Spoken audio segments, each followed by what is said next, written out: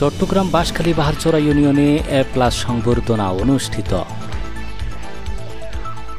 আমানত করিমের প্রতিবেদনে বিস্তারিত।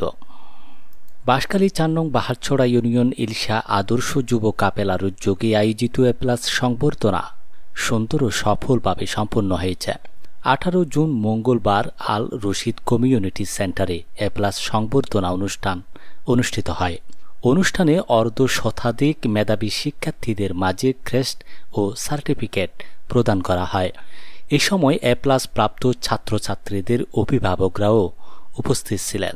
বক্তারা শিক্ষার্থীদের ভবিষ্যৎ জীবনের নানা দিক তুলে ধরে বলেন, পড়াশোনার কোনো বিকল্প নেই, জীবনের সফলতার জন্য কঠোর পরিশ্রম করতে হবে।